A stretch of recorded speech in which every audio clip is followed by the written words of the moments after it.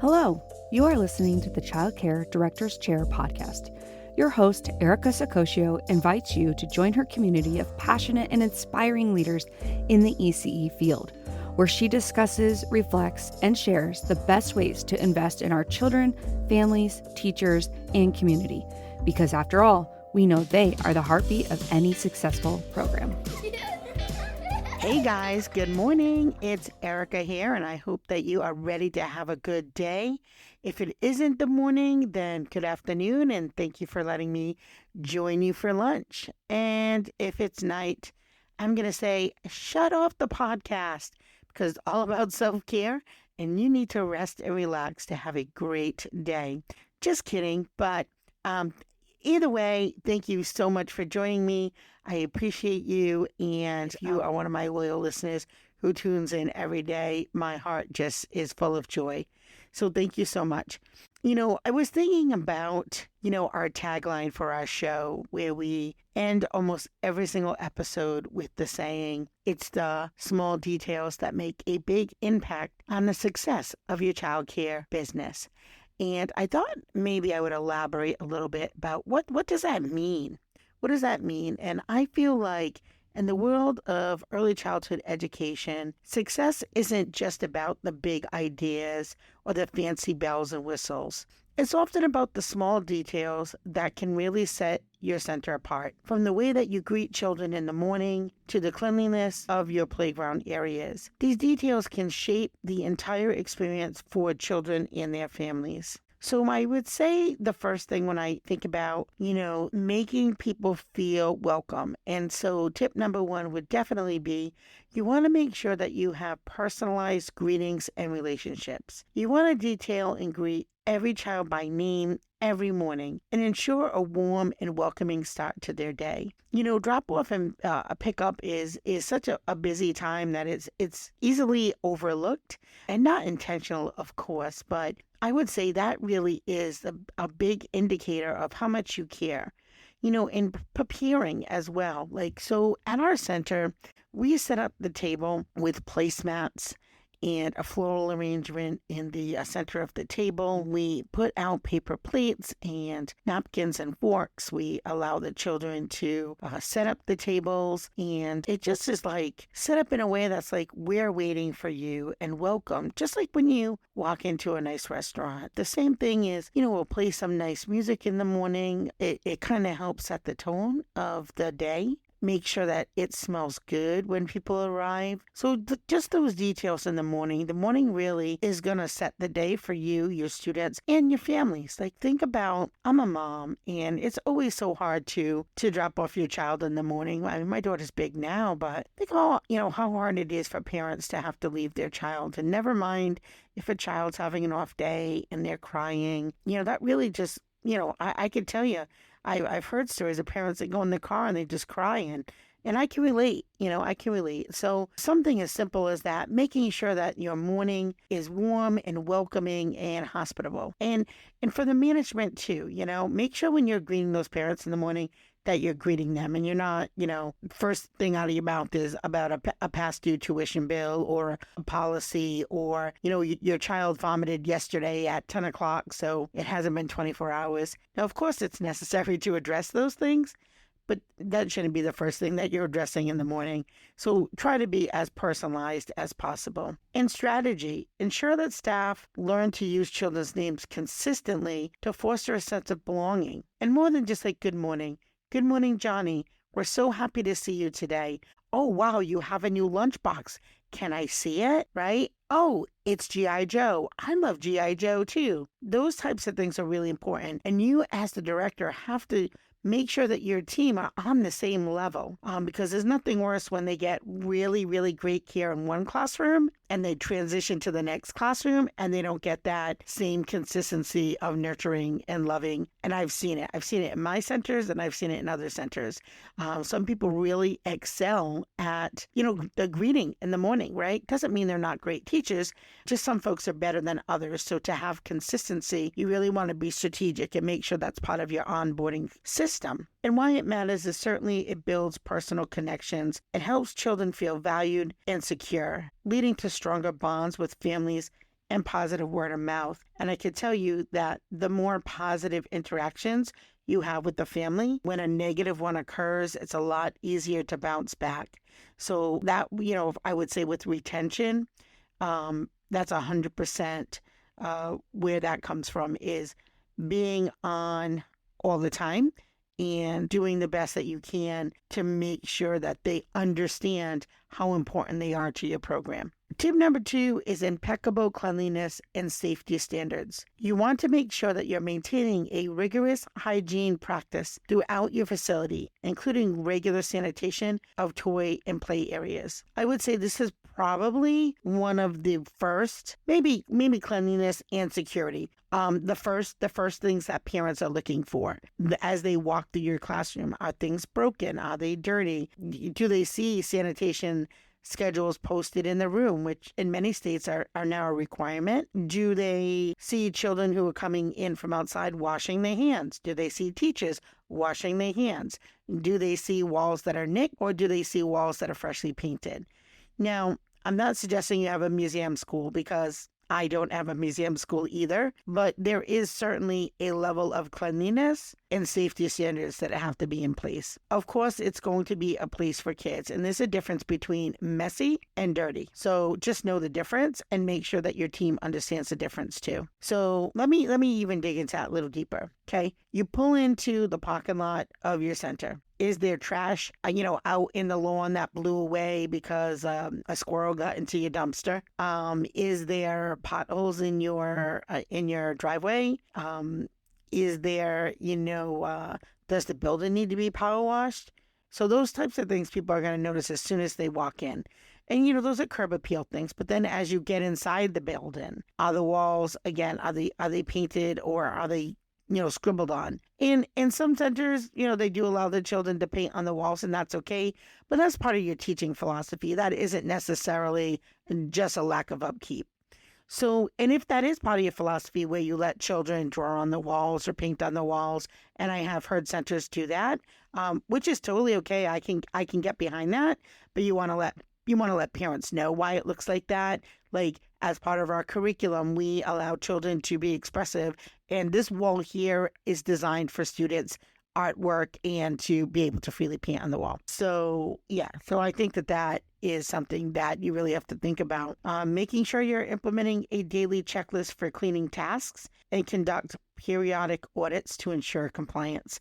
And I have to say, this is one of the areas that I struggled with for a long time, and probably because I have multiple sites. So again, you will find some locations might do better than others. Some directors might be more diligent in their weekly checks or their daily checks or their floor walks than others. Staffing also could be an issue, where one location maybe, had a little bit of staffing problems. So maybe the director was in a classroom a little bit more than we would have liked. So just think about your cleanliness standards and make sure that you have some type of a daily checklist and a system and routines in place, because this is an area that 100% matters, not only to your parents and not only to your staff, but also the state regulations and certainly the overall health and well-being of our students, which is, to me, number one, of course. And the clean and safe environment not only promotes health, but also reassures parents of your commitment to their child's well-being and entrusting you with their child, and they trust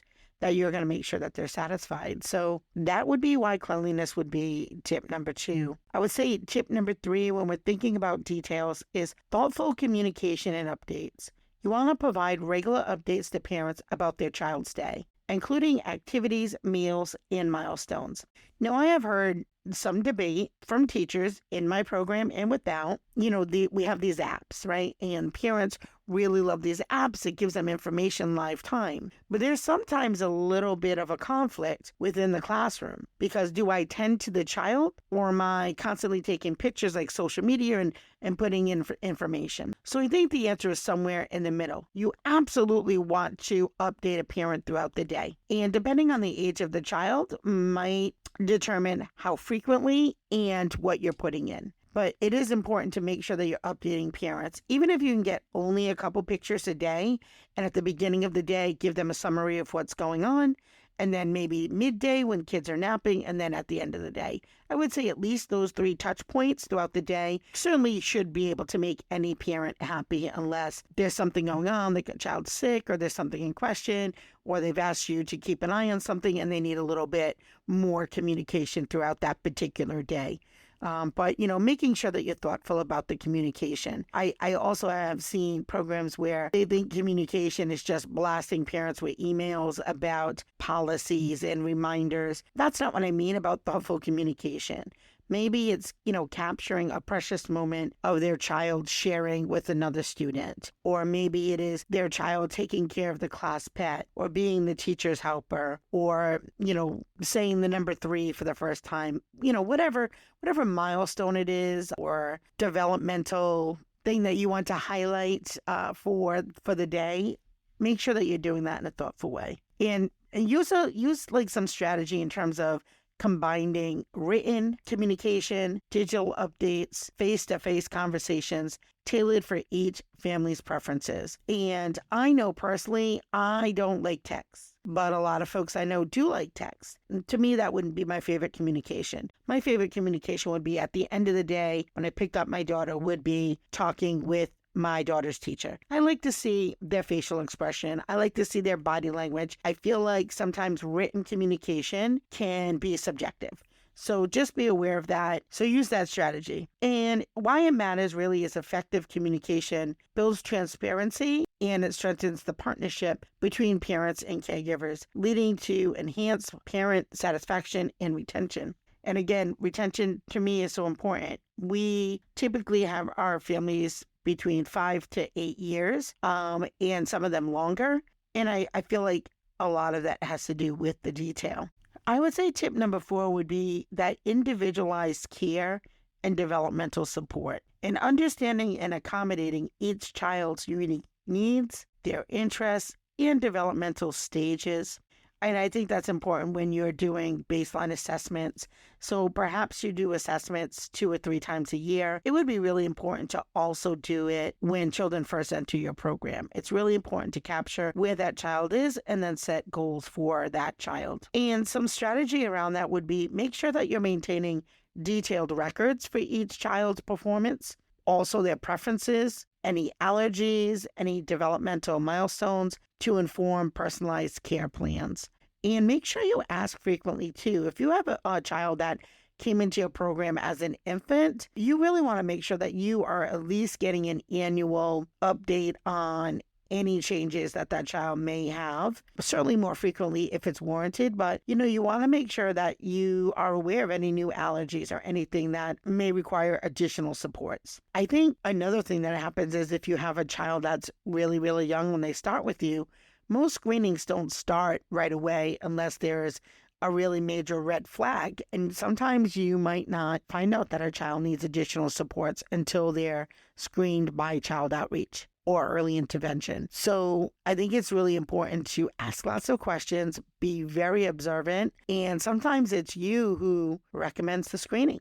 I would say tip number 5 is creating an engaging and stimulating environment. So you want to make sure that you have curated your play areas in a way that not only invokes curiosity, also leans into the interest of the students, and possibly where you pull in things from your community so they can expand on what they see out their front door. Learning spaces definitely have to be age appropriate, stimulating, and organized. So make sure that you're doing that, because the more detail you put into your learning areas, the better the flow in the classroom will be. Certainly better classroom management, ease of use for students. So that's really important. And giving them the ability to manipulate materials and move at their own pace so they can really learn in the way that they learn best. So some strategies around that might be rotating toys and materials regularly to keep activities fresh and engaging for children. The worst thing is when you just set up a room and it's like the same materials year round.